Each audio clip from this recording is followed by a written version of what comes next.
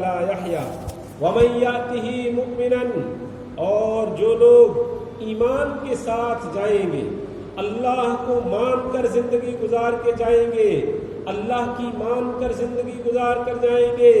اللہ کے رسول کی مان کر زندگی گزار کر جائیں گے، اللہ کی کتاب کو پڑھ کر اور اللہ کی کتاب کے مطابق زندگی گزار کر جائیں گے، انہ من یأتی ربہ ومن یأتہ مؤمنا،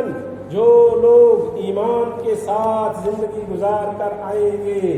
من یأتہ مؤمنا قد عمل الصالحات، ماننے کی علامات کیا کیا ہیں کہ وہ نیک اعمال پر کھڑے رہے، نمازوں پر ڈٹے رہے، زکوٰۃ قائم کی، روزے رکھے،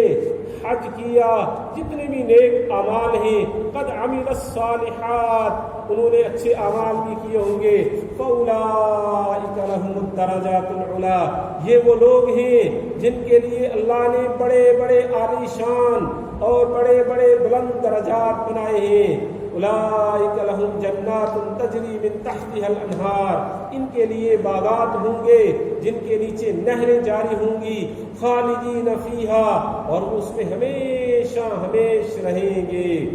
جنت مل جانا یہ ایک بہت بڑی نعمت ہے، اور پھر جنت میں دائمی قیام کی اجازت، کبھی کوئی کھٹکا نہ ہو، کوئی خطرہ نہ ہو کہ تمہیں یہاں سے نکالا جائے گا، یہ اور نعمت بالائی نعمت،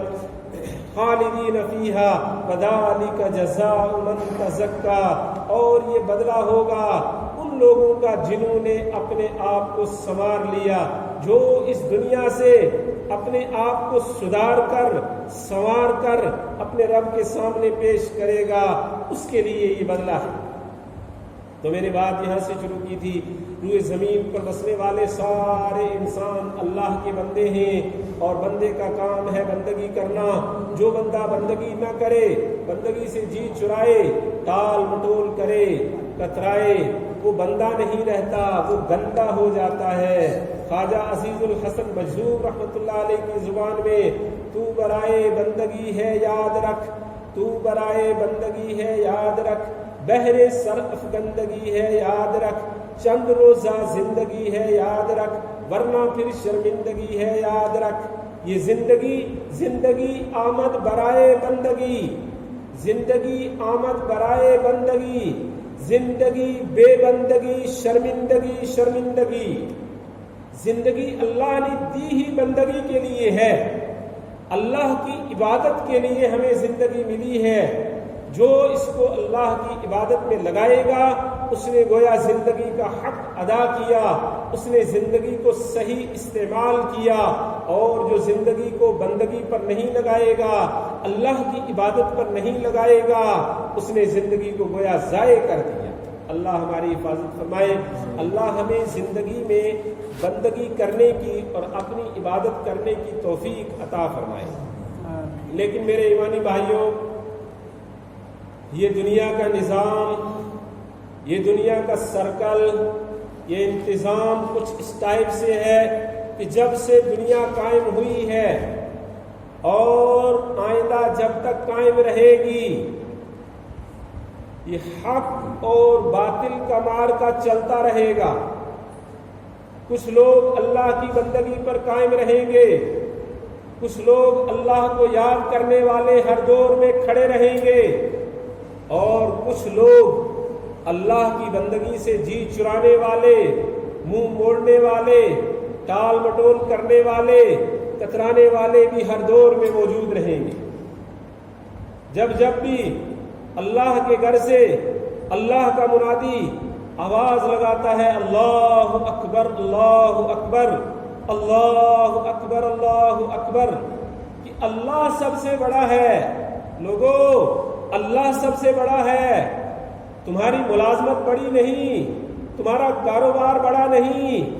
تمہارا بنگلہ بڑا نہیں، تمہاری گاڑیاں، تمہاری عزتیں اور تمہارے عہدے بڑے نہیں، اللہ کی ذات بڑی ہے۔ اس کے سامنے آ جاؤ، اس کے گھر میں آ جاؤ، اس کے سامنے حاضری دے کر واپس جاؤ، وہ تمہاری عزتیں برقرار رکھے گا، وہ تمہارے عہدے برقرار رکھے گا، وہ تمہاری ڈگریاں برقرار رکھے گا، وہ سب سے بڑا ہے۔ اللہ اکبر اللہ اکبر۔ جب اللہ کا منادی اللہ کا منادی آواز لگاتا ہے اللہ کے گھر سے کہ اللہ کے بندو اللہ کے گھر میں آ جاؤ، تو دو طرح کے لوگ، دو طرح کا رد عمل ہر دور میں ہوتا آیا ہے، آج بھی ہو رہا ہے، جب تک قیامت قائم رہے گی ہوتا رہے گا۔ کچھ لوگ اللہ کے نیک بندے جنہوں نے زندگی کا مطلب سمجھا، وہ اٹھتے ہیں، اپنا کاروبار چھوڑتے ہیں، اپنا گھر بار چھوڑتے ہیں، اپنی کھیتی باڑی چھوڑتے ہیں، اپنی ملازمت اور ڈیوٹی سائڈ کر کے اللہ کے گھر کی طرف چل پڑتے ہیں، رواں رواں دواں دواں۔ انہیں معلوم ہوتا ہے اللہ نے حکم دیا ہے یا ایھا الذین آمنوا اذا نودی للصلاۃ من یوم الجمعہ فاسعوا الی ذکر اللہ، اے ایمان والو جب تمہیں پکارا جائے، جمعہ کی اذان ہو جائے، جمعہ کے لیے تمہیں آواز لگائی جائے، تو تم اپنے کام کاج چھوڑ کر اللہ کے گھر کی طرف آ جاؤ، دوڑ پڑو، اللہ کے گھر کی طرف لپکو۔ اور ایک بہت بڑا طبقہ، اللہ حفاظت فرمائے، بہت بڑا طبقہ، وہ جب اللہ کے منادی کی آواز کو سنتا ہے، اللہ کا منادی اللہ کے گھر سے آواز لگاتا ہے حی علی الصلاۃ، آؤ نماز کی طرف کہ نماز میں تمہاری کامیابی ہے، حی علی الفلاح، آؤ کامیابی کی طرف، تو وہ کہتے ہیں، تبصرے کرتے ہیں، آپس میں ایک دوسرے کو سناتے ہیں یہ مسجد کا ملا ہے، اس کا تو کام ہی یہی ہے کہ یہ لوگوں کو 5 ٹائم بانگ دے کر لوگوں کو بلاتا رہتا ہے، اس کو نہیں معلوم ملازمت کیا ہے، اس کو نہیں معلوم کھیتی باڑی کیا ہے، اس کو نہیں معلوم تجارت کیا ہے، اس کو نہیں معلوم کہ ہم دکان بند کر کے جائیں گے ہمارا کتنا نقصان ہوگا، ہم ملازمت چھوڑ کر جائیں گے ہمارا کتنا نقصان ہوگا، ہم کھیتی باڑی چھوڑ کر جائیں گے ہمارا کتنا نقصان ہوگا، اس کو کیا معلوم، یہ تو مسجد کا ملا ہے، لوگوں کے ٹکڑوں پر پلنے والا ہے، اسے کیا پتا روزی کیسے کمائی جاتی ہے۔ ان کے دل میں اللہ کی بندگی کا، اللہ کی عبادت کا، اللہ کے رب ہونے کا احساس نہیں ہوتا، وہ اپنی زندگی میں اسی پر مگن ہوتے ہیں، وہ سمجھتے ہیں ہمیں روزی مل رہی ہے، دکان سے مل رہی ہے، ہمیں روزی مل رہی ہے، ملازمت سے مل رہی ہے، ہمیں روزی مل رہی ہے، کھیت سے مل رہی ہے، ہمارے کاروبار سے مل رہی ہے، ہماری محنت سے مل رہی ہے، انہیں یہ نہیں معلوم وَفِي السَّمَاءِ رِزْقُكُمْ وَمَا تُوعَدُونَ، یہ رزقوں کے فیصلے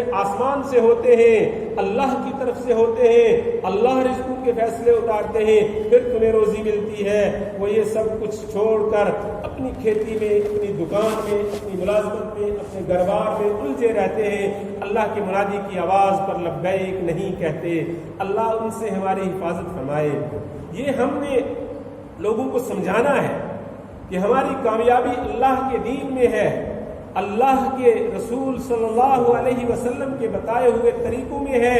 5 وقت اللہ کے سامنے حاضری دینے میں ہماری کامیابی ہے۔ جب ہم لوگوں کو یہ بتائیں گے، جب ہم لوگوں کو یہ سمجھائیں گے، تو لوگ اللہ اور اس کے رسول کی آواز پر لبیک کہنے والے بنیں گے۔ الذین استجابوا للہ والرسول، آج لوگ اللہ اور اس کے رسول کی آواز پر لبیک کہنے سے کیوں کتراتے ہیں؟ لوگوں کو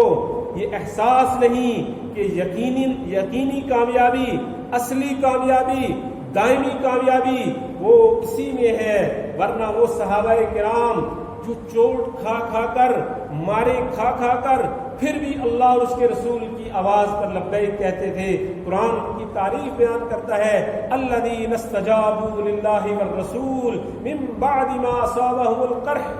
غزوہ احد کے بعد جب مسلمانوں کو سخت تکلیف پہنچی، زخمی ہو گئے، چور چور ہو گئے، ادھر سے 70 شہید ہو گئے، اس کے باوجود نبی پاک صلی اللہ علیہ وسلم نے جب اعلان فرمایا کہ ابھی ہم نے ان کا پیچھا کرنا ہے، حمراء الاسد تک جانا ہے، تو فوراً صحابہ اسی حالت میں تیار ہو گئے۔ قرآن ان کی تعریف کر رہا ہے الذین استجابوا للہ والرسول، ایمان والے وہ ہیں جو اللہ اور اس کے رسول کی دعوت پر، اللہ اور اس کے رسول کی پکار پر لبیک کہتے ہیں۔ الذین استجابوا للہ والرسول من بعد ما اصابهم القرح، باوجود ہے کہ انہیں زخم لگا ہوا ہے، وہ ہارے ہوئے ہیں، وہ چاروں طرف سے گھرے ہوئے ہیں، اس وقت وہ تھکے ہوئے ہیں، دبے ہوئے ہیں، لیکن اس کے باوجود وہ فوراً اللہ اور اس کے رسول کی آواز پر لبیک کہتے ہوئے تیار ہو گئے۔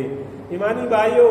آج ہمارے دلوں کے اندر سے یہ احساس ختم ہو گیا کہ ہماری کامیابی اللہ اس کے رسول کے بتائے ہوئے طریقے میں ہے، اللہ اس کے رسول کے بتائی ہوئی شریعت میں ہے، دین اسلام میں ہماری کامیابی ہے۔ اس وجہ سے ہم اپنا گھر بار چھوڑ کر مسجد میں آنے کے لیے 5 ٹائم تیار نہیں ہوتے۔ یہ ہمارا جرم ہے، یہ ہماری کوتاہی ہے، ہمیں خود بھی اس پر آمادہ ہونا ہے اور اپنے آس پڑوس سے لے کر، اپنے محلے سے لے کر، اپنے گھر سے لے کر پورے شہر والوں کو یہ دعوت بھی دینی ہے۔ اسلام کی دعوت اور اعمال کی دعوت یہ ہر مومن کی ذمہ داری ہے۔ نبی پاک صلی اللہ علیہ وسلم نے حجۃ الوداع کے موقع پر فرمایا تھا، الا فلیبلغ الشاہد الغائب، جو لوگ موجود ہیں، جو لوگ حاضر ہیں، وہ غائبین تک یہ میرا پیغام پہنچا دیں، یہ میرے احکامات پہنچا دیں۔ اس لیے ہر انسان کی یہ ذمہ داری ہے کہ وہ خود بھی عمل پر آمادہ ہو اور دوسروں کو بھی اعمال کی دعوت دے۔ میں نے خطبے کے دوران جو آیت کریمہ پڑھی تھی اس میں اسی کی طرف اشارہ ہے، من عمل صالحا من ذکر او انثی وهو مؤمن، جو کوئی نیک عمل کرے گا، من عمل صالحا من ذکر او انثی، جو کوئی نیک عمل کرے گا، خواہ وہ مرد ہو یا عورت، بشرطے کہ وہ ایمان والا ہو، بشرطے کہ وہ اللہ کو مانتا ہو، اللہ پر یقین رکھتا ہو، اللہ پر اعتماد اور بھروسہ رکھتا ہو، من عمل صالحا من ذکر او انثی وهو مؤمن فَلَنُحْيِيَنَّهُ حَيَاةً طَيِّبَةً، اللہ تعالیٰ فرماتے ہیں کہ ہم دنیا میں اسے حیات طیبہ عطا فرمائیں گے، خوشگوار اور پاکیزہ زندگی عطا فرمائیں گے، وَلَنَجْزِيَنَّهُمْ أَجْرَهُمْ بِأَحْسَنِ مَا كَانُوا يَعْمَلُونَ، اور آخرت میں ان کو ان نیک اعمال کا دوبارہ بدلہ عطا فرمائیں گے۔ وہ یہ نہ سمجھے کہ نیک اعمال کرنے کی وجہ سے دنیا بالکل چھوٹ جائے گی، دنیا میں کچھ نہیں ملے گا،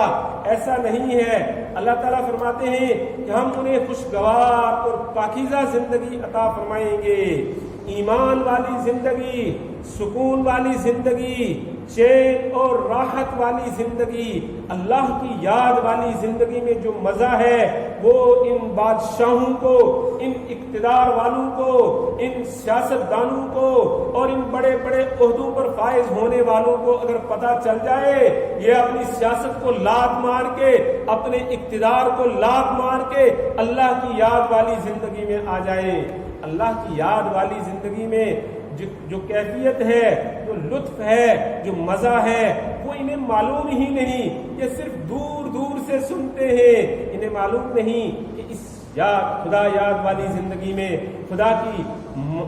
مان کر زندگی جو گزاری جاتی ہے اس میں کیا مزہ ہے، کیا لطف ہے، کیا چین ہے، کیا سکون ہے۔ اگر لوگوں کو یہ پتہ چل جائے تو لوگ اپنی نوکریوں کو، اپنی ملازمتوں کو، اپنی تجارتوں کو، اپنی ٹھاٹ باٹ کو لات مار کر اس درویشانہ زندگی میں آ جائیں، اس خدا یاد والی زندگی میں آ جائیں۔ لیکن یہ جس کو نصیب ہوتی ہے وہ اسی کو پتہ چلتا ہے، اسی کو احساس ہوتا ہے کہ اس میں کتنے مزے ہیں۔ تو اللہ تعالیٰ فرماتے ہیں جو بھی اچھا عمل کرے گا، نیک عمل کرے گا، ہم اسے خوشگوار اور پاکیزہ زندگی عطا فرمائیں گے۔ فَلَنُحْيِيَنَّهُ حَيَاةً طَيِّبَةً، حیات طیبہ، اللہ اکبر، ایسی پاکیزہ زندگی، ایسی پرسکون اور چین والی زندگی۔ یہ نہیں فرمایا کہ ہم انہیں بڑے ٹھاٹ باٹ کے بنگلے دے دیں گے، بڑے بڑے محلات دے دیں گے، بڑی بڑی گاڑیاں دے دیں گے، بڑی بڑی فیکٹریاں اور کمپنیاں دے دیں گے، بڑا سیاست اور اقتدار انہیں دے دیں گے۔ نہیں فرمایا، ہم انہیں حیات طیبہ عطا فرمائیں گے۔ فَلَنُحْيِيَنَّهُ حَيَاةً طَيِّبَةً، دنیا میں انہیں خوشگوار اور پاکیزہ زندگی عطا فرمائیں گے۔ وَلَنَجْزِيَنَّهُمْ أَجْرَهُمْ بِأَحْسَنِ مَا كَانُوا يَعْمَلُونَ،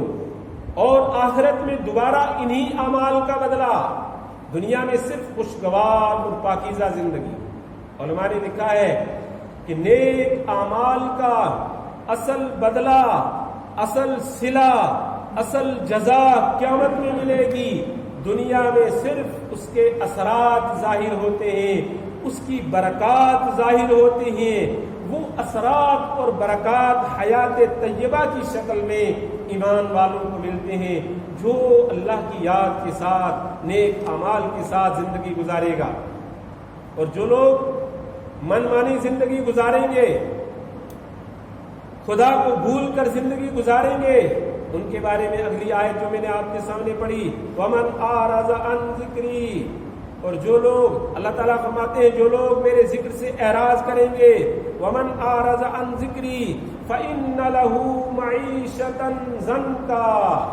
ہم اس کی زندگی کو تنگ کر دیں گے. فَإِنَّ لَهُ مَعِيشَةً ضَنْكًا، زندگی بالکل بے سکون، بے مزہ، تنگ ہو جائے گی. وَنَحْشُرُهُ يَوْمَ الْقِيَامَةِ أَعْمَى، اور قیامت کے دن ہم انہیں اندھا بنا کر اٹھائیں گے. اللہ حفاظت فرمائے.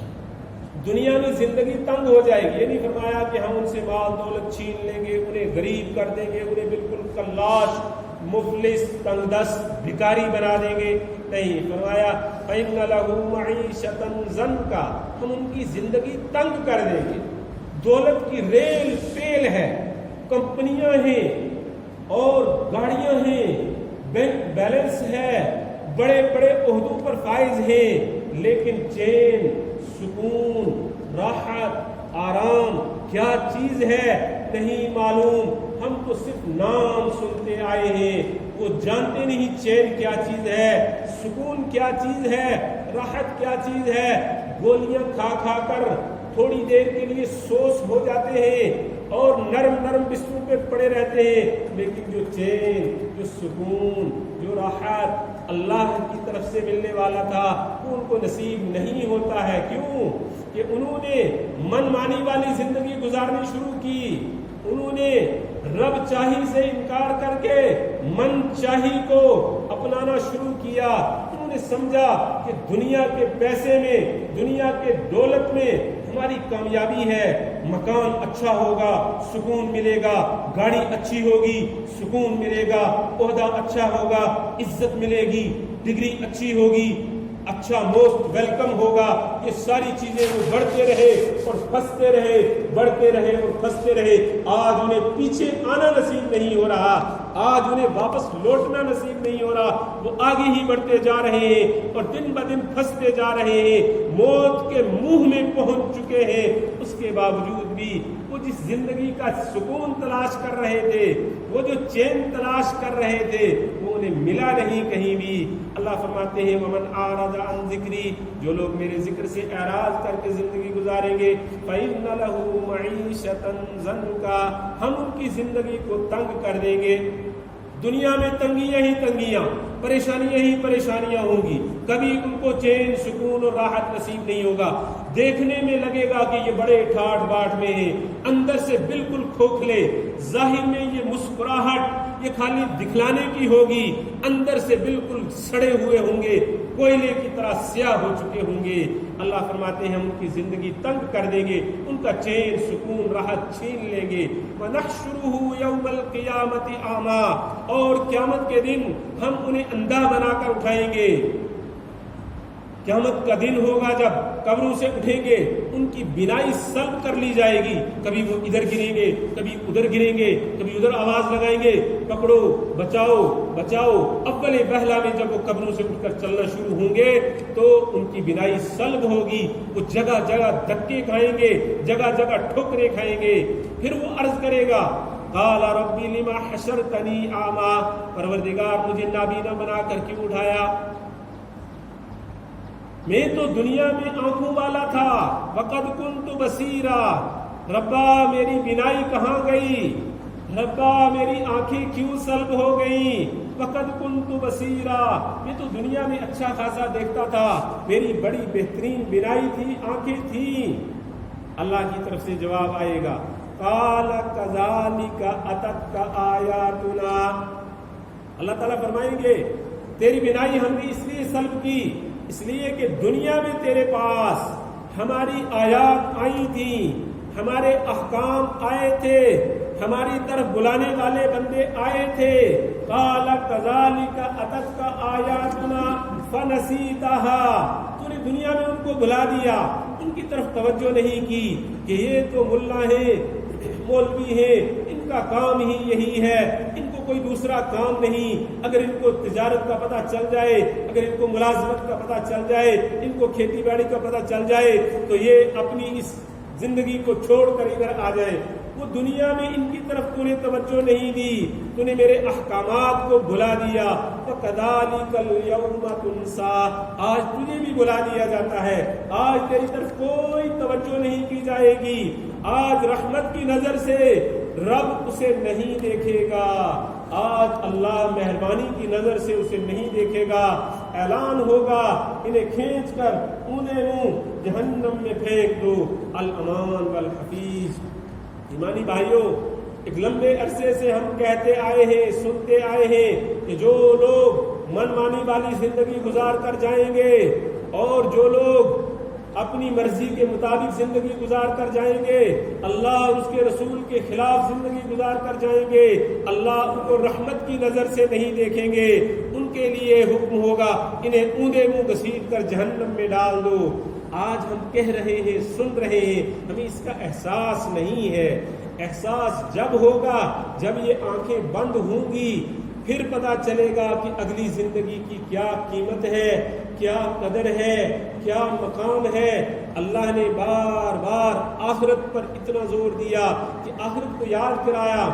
2/3 قرآن صرف آخرت کو بتانے کے لیے ہے کہ لوگوں آخرت ہے، آخرت برحق ہے، آخرت کی جزا اور سزا برحق ہے، آخرت کا انعام اور بدلہ حق ہے، جنت برحق ہے، جہنم برحق ہے، اللہ کی ملاقات برحق ہے، اللہ کی زیارت برحق ہے، اللہ کے ساتھ بات چیت اور کلام برحق ہے۔ یہ ساری چیزیں برحق ہیں، لیکن ملیں گی انہیں کو جو پردہ غیب میں یہاں پر مان کر جائے گا اور اس کی عبادت کر کے جائے گا، اس کی مرضی کے مطابق زندگی گزار کر جائے گا۔ جو اپنی مرضی کے مطابق زندگی گزار کر جائے گا، اس کو نہ اس کی ملاقات نصیب ہوگی، نہ اس کی زیارت نصیب ہوگی اور نہ جنت نصیب ہوگی، بلکہ وہ ہمیشہ ہمیشہ کے لیے جہنم میں پھینک دیا جائے گا، اور جہنم میں دن بدن اس کے لیے عذاب اور سزا بڑھتی ہی رہے گی، بڑھتی ہی رہے گی۔ اللہ ہماری سب کی حفاظت فرمائے، اللہ ہمیں جنت میں جانے والے اعمال کرنے کی توفیق عطا فرمائے، اللہ ہمیں اپنی بندگی کرنے کی توفیق عطا فرمائے، اللہ ہمیں نبی پاک صلی اللہ علیہ وسلم کی لائی ہوئی شریعت اور آپ کا لایا ہوا دین، اس کو سمجھ کر اور قرآن کو سمجھ کر اس کے مطابق زندگی گزارنے کی توفیق عطا فرمائے، اور ہماری ان کہی سنی باتوں کو اس کے مطابق ہمیں عمل کرنے کی توفیق عطا فرمائے۔ ہمارا یہاں آنا اور جمع ہونا اور اللہ کا ایک فریضہ ادا کرنا، اس کو قبول فرما کر ہمارے لیے، ہماری بستی کے لیے، ہمارے رشتہ داروں کے لیے، سب کے لیے نجات کا ذریعہ بنائے۔ اصل تو ہے اللہ کی قبولیت، اگر اللہ قبول فرما لے تو کامیابی ہے، اگر اللہ قبول نہ فرمائے تو پھر آدمی ساری زندگی بھی ماتھا رگڑتا رہے، ساری زندگی لگا رہے، کوئی فائدہ نہیں۔ اور اللہ ضرور قبول فرماتے ہیں، اس سے مایوس ہونے کی قطعاً ضرورت نہیں کہ ہم نمازیں پڑھ رہے ہیں، ہم تلاوتیں کر رہے ہیں، ہم اللہ کو یاد کر رہے ہیں، پتہ نہیں قبول ہو رہا ہے کہ نہیں ہو رہا۔ جو اللہ توفیق دے رہا ہے، علماء نے لکھا ہے یہ علامت ہے، ایک مرتبہ نماز پڑھنے کے بعد دوسری مرتبہ نماز پڑھنے کی توفیق ہو گئی، یہ اس بات کی علامت ہے کہ اللہ نے پہلی نماز قبول فرما لی۔ ایک مرتبہ تلاوت کرنے کے بعد دوسری مرتبہ تلاوت کرنے کی توفیق ہو گئی تو یہ علامت ہے اس بات کی کہ اللہ نے تلاوت کو قبول کر لیا۔ میرے ایمانی بھائیوں، اللہ نے ہمیں آج جمعہ کی نماز ادا کرنے کے لیے اپنے گھر میں جمع ہونے کی توفیق عطا فرمائی اور کچھ دین کی بات سمجھنے کی، سننے کی توفیق عطا فرمائی، تو آج سے ارادہ کر کے اٹھیں، یہاں سے ارادہ لے کر جائیں کہ ہم انشاءاللہ خود بھی